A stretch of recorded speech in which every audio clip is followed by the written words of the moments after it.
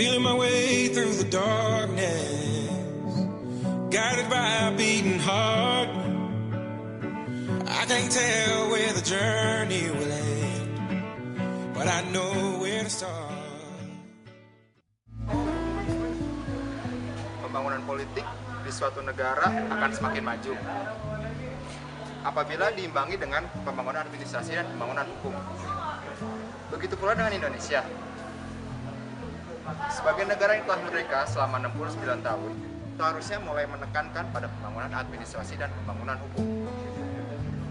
Hal ini juga diungkapkan oleh seorang ahli yang bernama Lucian Wepai pada poin kelima, yaitu pembangunan politik sebagai pembangunan hukum dan pembangunan administrasi.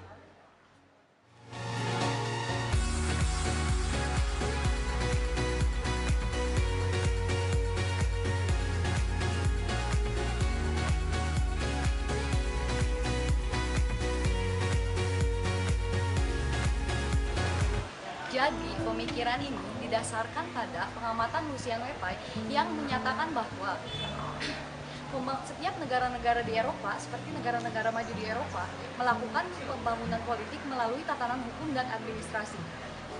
Seperti kita ketahui, Indonesia sebagai negara yang berkembang tentu selalu berupaya untuk melakukan pembangunan politik ini melalui tatanan dan hukum administrasi tersebut. Dalam pembentukan pembangunan administrasi dikaitkan dengan penyebaran rasionalitas, penguatan konsep-konsep hukum, serta peningkatan pengetahuan teknis terhadap kehidupan masyarakat. Dan selanjutnya yang perlu kita ketahui adalah dalam pembangunan administrasi kita perlu yang namanya pembentukan birokrasi yang efektif yang selalu memperoleh prioritas utama dalam sebuah pembangunan. Baru datang loh. Ayo kita ke sana. Kalian. Tahu nggak ada tugas lo katanya? Iya, katanya ada tugas ini. Betul apa ya? Pembangunan politik. Politik. Oh iya, yang bikin film dokumenter tentang pembangunan politik sebagai pembangunan hukum dan administrasi ya? Nah, Iya.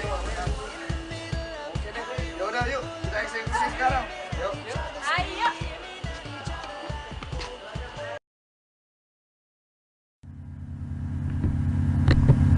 Oke, kita akan membahas pertama kali yaitu konsep pembangunan politik. Sebelum teman-teman mempelajari tentang pembangunan politik sebagai pembangunan administrasi dan hukum, kita pelajari dulu konsepnya. Kita akan membahas yaitu yang pertama adalah perkembangan pertama kalinya kajian pembangunan politik, lalu yang kedua adalah muncul pemikiran ahli tentang pembangunan politik, yang ketiga adalah oleh Lucian Wepai tentang 10 perspektif pembangunan politik, lalu yang keempat adalah administrasi dan hukum.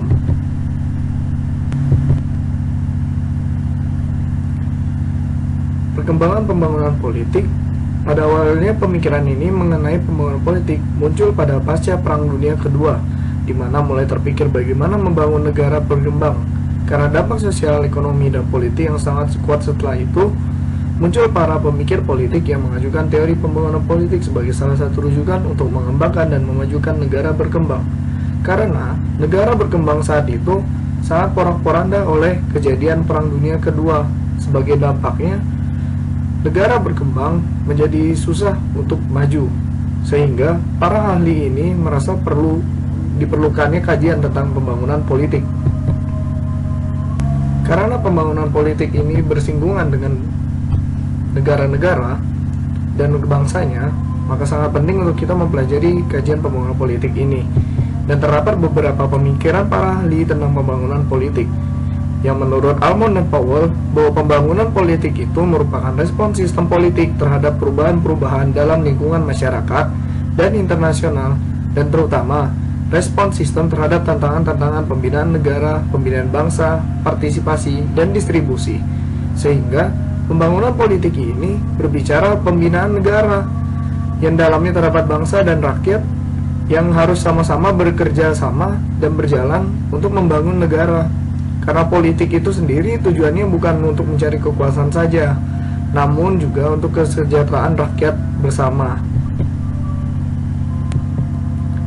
Lalu kita masuk ke salah satu pemikir terkemuka dalam teori pembangunan politik, yaitu Lucian Wepai. Beliau merupakan pemikir politik pada abad 70-an, pada abad 20-an, yang lahir di Cina. Dalam pemikirannya, Lucian Wepai mengemukakan 10 konsep pembangunan politik yang kemudian disimpulkan menjadi 3 tema besar yang berhubungan dengan makna pembangunan politik. Pertama, terjadinya pertambahan persamaan, equality, antara individu dalam kaitannya dengan sistem politik. Artinya di sini bahwa setiap individu itu dalam pembangunan politik akan sama pemikirannya, akan sama konsep berpikirnya, akan sama pula cara mereka beradaptasi dalam lingkungannya, sehingga mereka memiliki kapabilitas dan kemampuan yang hampir sama. Yang hampir sama di sini adalah dimaksud dengan sama dengan beberapa negara-negara yang telah maju seperti Amerika, Eropa, dan negara lainnya. Lalu yang kedua, pertambahan kemampuan capacity dalam hubungannya dengan lingkungan, seperti yang telah dikemukakan di persamaan, bahwa pembangunan politik ini akan menciptakan kemampuan dan dalam merespon hubungannya dengan lingkungannya. Dan yang terakhir, yang ketiga adalah pertambahan perbedaan, differentiation and specialization, lembaga dan struktur dalam sistem politik. Jadi, ketika pembangunan politik ini berjalan, bahwa setiap lembaga itu memiliki struktur, memiliki fungsi yang sangat berbeda dan lebih detail, sehingga pelaksanaan kerjanya lebih terstruktur dan lebih sistematis. Lalu, kita akan dalam hal ini, kelompok kami akan membahas salah satu konsep pembangunan politik oleh Lucian Wepai. Yang akan kita bahas adalah pembangunan politik sebagai pembangunan administrasi dan hukum. Ya, kita berbicara di sini terdapat 3 variabel. Yang pertama adalah pembangunan politik dan yang kedua adalah administrasi. Jadi ketika kita berbicara administrasi, kita berbicara perencanaan, pengendalian, dan pengorganisasian yang sifatnya ada strategis. Lalu yang kedua adalah kita juga berbicara tentang hukum yang berbicara aturan untuk mengatur kehidupan manusia, norma yang sifatnya adalah sifat umum dalam suatu masyarakat dan itu diterima oleh masyarakat, adalah sanksi yang merupakan bagian dari konsekuensi penerapan aturan. Lalu bagaimana pandangan kita dan kamu tentang pembangunan politik, administrasi, dan hukum? Kita bisa lihat ke video selanjutnya.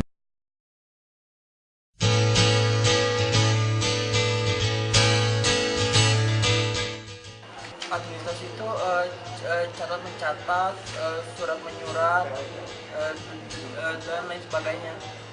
Administrasi itu berhubungan perkantoran. Hukum di Indonesia ini masih perlu ditegakkan karena masih banyak mafia-mafia ataupun hal-hal yang sifatnya negatif sehingga merusak tatanan kenegaraan yang ada di Indonesia. Sekarang yang lagi itunya masalah kebijakan BBM. Kalau dari saya sendiri itu hubungannya administrasi dengan hukum ya, dengan hubungan politik itu juga menjadi suatu istilahnya pilar untuk membangun sebuah politik di Indonesia.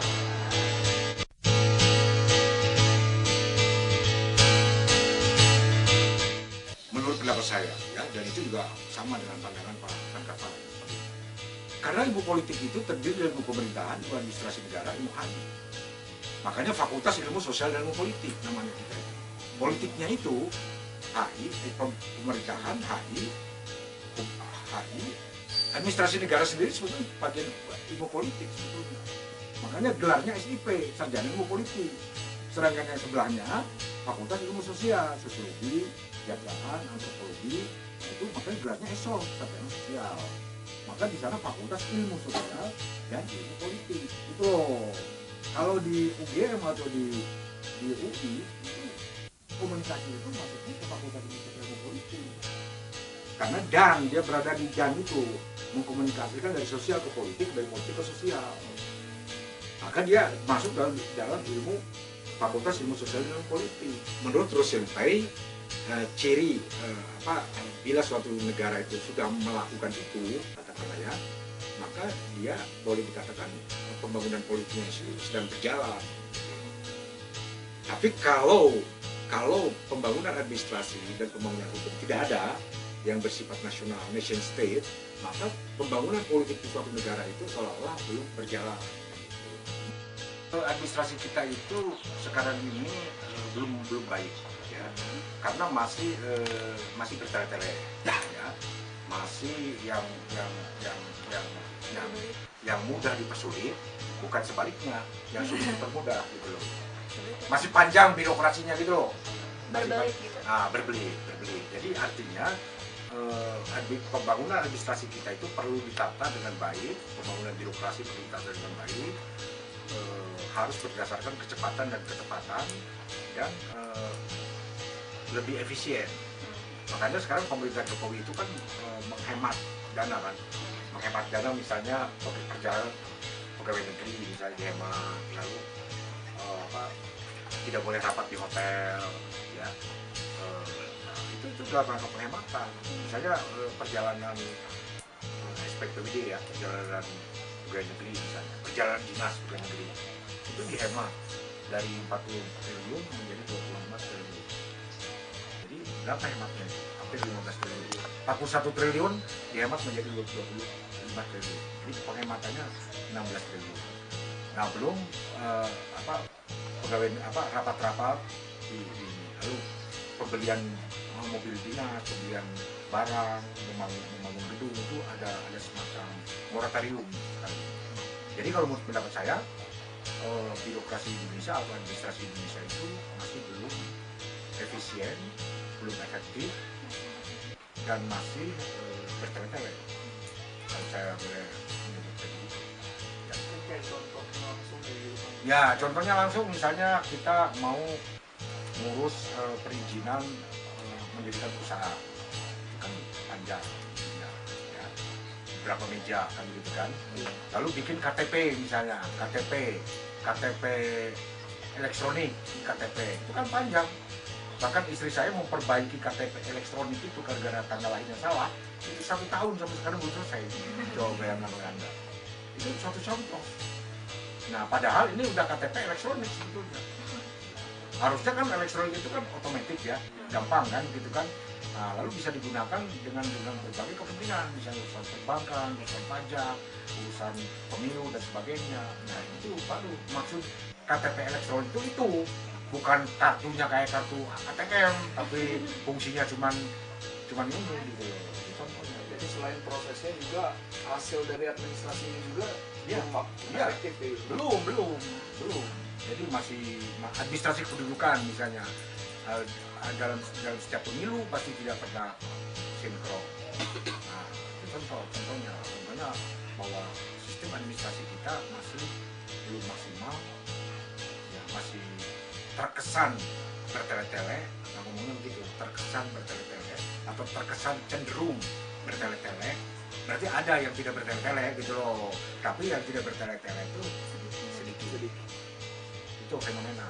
Terus Itu faktor utama penyebab itu teh apa? Apakah karena SDM-nya atau keahlian dari SDM? kalau menurut saya kan udah bilang sama kalian waktu kuliah birokrasi itu udah kuliah ya. Pertama adalah struktur birokrasi yang terlalu gemuk, terlalu panjang. Yang kedua adalah kultur budaya kita bukan budaya disiplin. Nah, bukan budaya tepat waktu, ya. Lalu yang ketiga adalah figur, struktur, kultur, figur orangnya sendiri tidak mindsetnya masih bergaya lama gitu loh, masih suka dilayani daripada melayani gitu loh, ya. Makanya Pak Jokowi itu belusukan sistemnya kan. Nah, itu satu model untuk menerobos, jangan sampai dia menerima laporan ABS asal bapak senang, tapi dia harus lihat lapangan gitu loh, ngerti gak? Jadi sekarang itu para kepala daerah atau pimpinan itu harus begitu, harus melihat on the spot, sebagai kasus dilihat, tapi tidak seluruhnya kan, datang ya kan, dia tahu sesuatu ini. Nah, Pak Jokowi bisa melakukan itu karena dia mantan pebisnis, yaitu penjual mebel kan, dan dia sering menjual mebel ke luar negeri. Dia mungkin merasakan perizinnya bertele-tele, izinnya panjang, maka dia harus dipotong gitu loh. Ininya birokrasinya itu. Nah, kalau gitu. Ya tadi kan itu fenomena administrasi. Ya sekarang yang hukum. Hukum. Fenomena hukum saya kira gini. Fenomena hukum itu tidak satu kata dengan perbuatan. Jadi artinya masih yang melanggar itu dibiarkan, ya. Dibiarkan, lalu kemudian apalagi kalau yang melanggar itu punya kekuasaan, ya. Punya kekuasaan. Kan Anda bisa lihat bagaimana orang yang punya kekuasaan dengan hukum itu bisa dipermudah lah, bukan bebas ya, dipermudah. Kalau bebas sih enggak ya, dipermudah. Jadi hukum itu belum ditegakkan secara tegas. Ya, contohnya misalnya, kalau di Singapura misalnya ada aturan bahwa dilarang membuang puntung rokok, bukan didenda sekian dolar, ya. Orang Indonesia yang datang ke Singapura takut, karena takut kan. Nah kalau di Indonesia, buang aja. Sebaliknya orang Singapura yang biasa taat di Singapura ya, datang ke Indonesia, dia juga akhirnya ikut-ikutan juga. Nah, jadi tidak ditegakkannya hukum secara konsisten gitu. Itu persoalannya, tidak ditegakkan. Bukan tidak ya, belum ditegakkannya hukum secara konsisten. Jadi kata kuncinya itu. Ini Pak, saya mah nanya pribadi aja, kalau misalnya masalah MD3 itu bagian dari politisasi hukum nggak sih Pak? Soalnya kan katanya udah lama dibahas tapi sekarang belum disahkan. Nah, MD kan gini, yang namanya hukum itu produk politik. Kalau pengen tahu, ya. Hukum itu adalah produk politik. Yang membuat undang-undang itu bukan sarjana hukum. Yang membuat undang-undang politisi. Kalau Anda pengen tahu, yang membuat undang-undang dasar pun 9 orang itu hanya 2 sarjana hukumnya. Kalau Anda pengen tahu.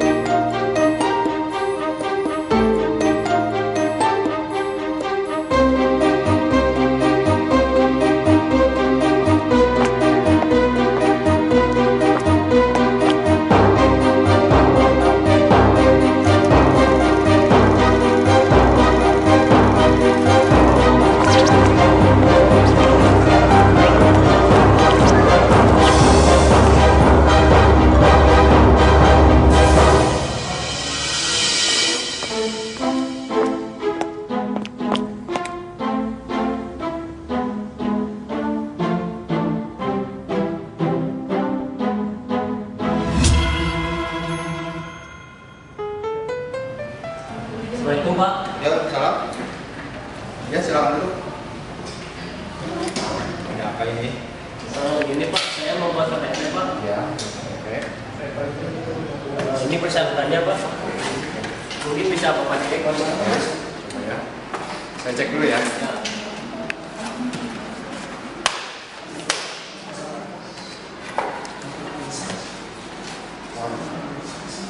Oke, ya semuanya udah lengkap ya.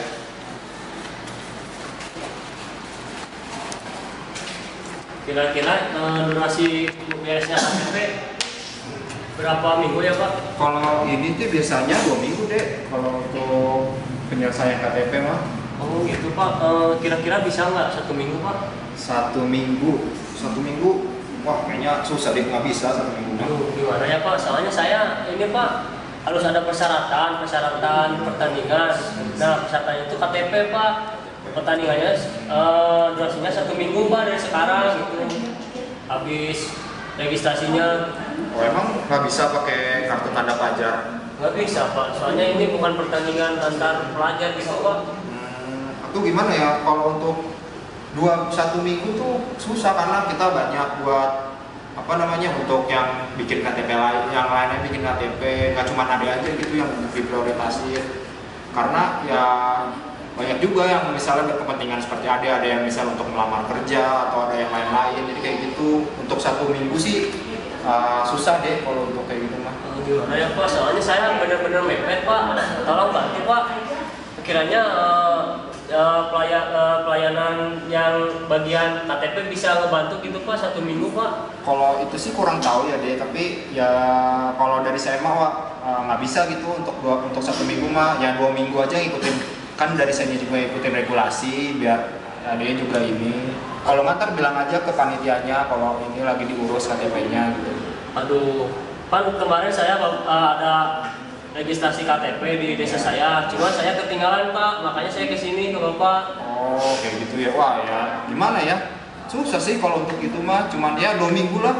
Kalau 2 minggu sok saya ini bisa, nanti 2 minggu lagi Bang Ade kesini. Oh gitu Pak, begini aja Pak, ini ada sedikit Pak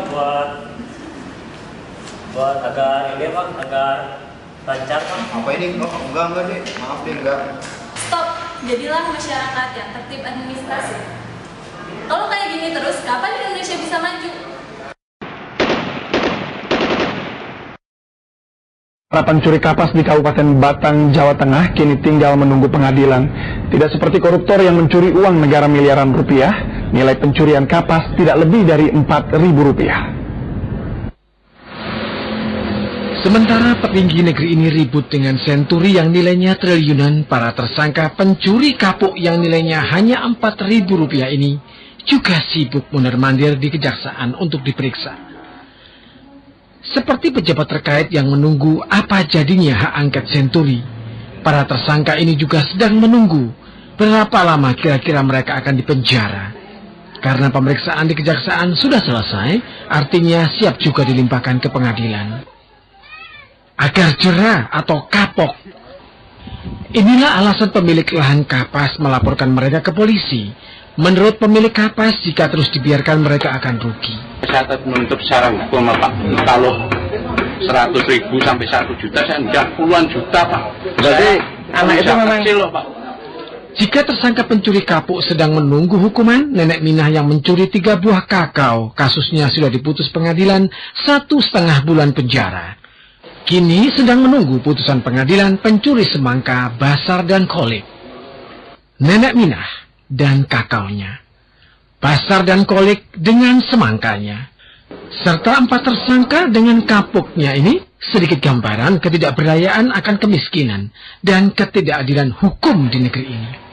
Tim Liputan Amnesia TV melapor. Ya, ini dalam razia di Transjakarta di Jakarta Timur kemarin, polisi tidak menilang tentara berpangkat mayor yang melewati jalur bus Transjakarta. Razia digelar di busway, maksud kami di areal Transjakarta di Jalan di Panjaitan. Setiap kendaraan baik roda 2 maupun roda 4 yang merobos jalur Transjakarta dihentikan dan ditilang polisi di tempat. Namun anggota TNI berpangkat mayor ini lolos dari razia. Polisi membiarkan anggota TNI ini meneruskan perjalanan tanpa memberikan sanksi. Polisi menjelaskan sterilisasi busway penting agar Transjakarta terbebas dari kemacetan. Sudah ada ribuan SIM yang disita karena pemiliknya...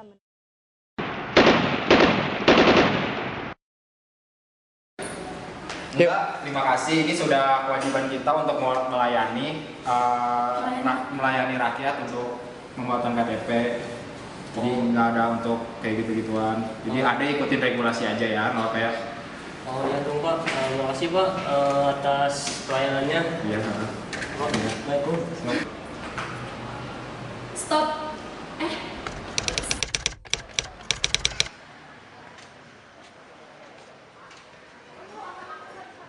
Jadi pemikiran ini didasarkan bahwa oleh Lucian Wepai bahwa negara-negara maju seperti negara-negara di Eropa melakukan pembangunan politik melalui tatanan hukum dan administrasi. Nah, seperti kita ketahui, Indonesia sebagai negara berkembang tentu berupaya untuk melakukan pembangunan. Kata-kata berbisa, mulut-mulut berbusa, janji-janji bertebaran seperti biasa dari atas panggung atas nama bangsa. Yang mendengar terpesona, bahkan ada yang terkesima. Aku pun tergoda untuk mengikuti apa yang terjadi. Apakah memang janji